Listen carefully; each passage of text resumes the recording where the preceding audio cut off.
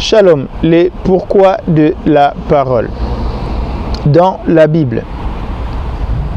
Aujourd'hui, en tant que chrétien, en tant que croyant de la parole, nous passons notre temps à étudier cette parole, à étudier la Bible. Alors la question, c'est de savoir pourquoi Dieu a mis en place cette parole. La Bible en hébreu, en grec, veut tout simplement dire livre. Donc la Bible est un manuscrit qui est constitué des paroles sacrées pour nous les chrétiens. Alors, il n'y a pas un autre endroit où nous pouvons aller chercher à comprendre le pourquoi de la parole si ce n'est dans la Bible. Raison pour laquelle nous allons partir en 1 Timothée 2, les versets 3 et 4.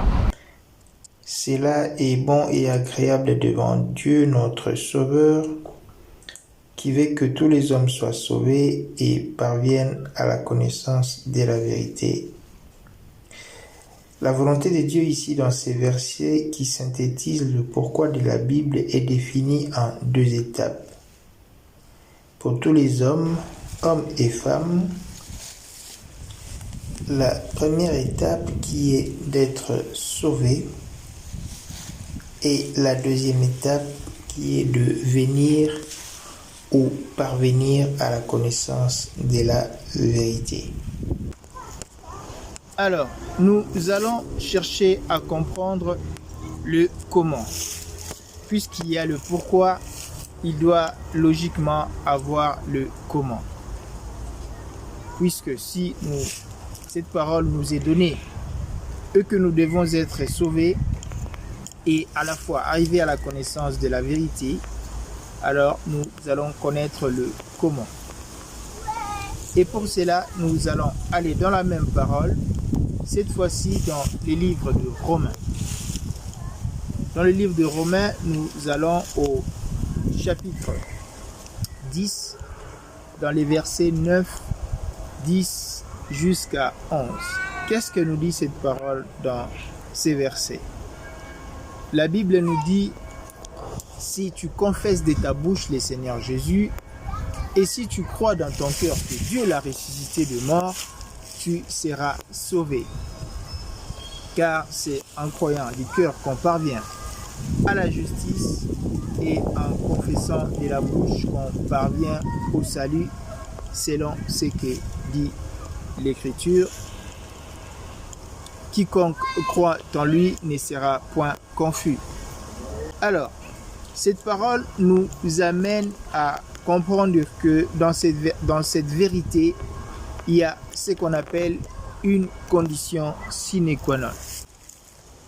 Donc, la condition sine qua non est telle que pour être sauvé, il faut confesser au moyen de sa bouche Jésus-Christ en tant que Seigneur et croire par son cœur, la conviction pleine de son cœur que Dieu a ressuscité Jésus-Christ d'entre les morts. Donc là, si nous devons revenir à la première partie, au premier verset qui nous dit que la volonté de Dieu est que tout homme soit sauvé et parvienne à la connaissance de la vérité, nous comprenons que pour être sauvé dans la première partie du pourquoi de la parole de Dieu, pour être sauvé, il faut confesser Jésus-Christ en tant que Seigneur de par sa bouche et aussi croire de par son cœur que Dieu l'a ressuscité de mort. Et il nous reste alors la deuxième partie du pourquoi.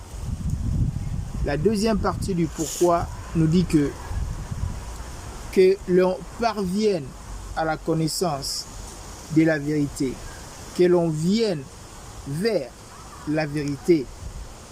Et cette deuxième partie est conditionné par le fait de reconnaître Jésus-Christ en tant que Seigneur. Donc la deuxième partie, nous allons le voir prochainement.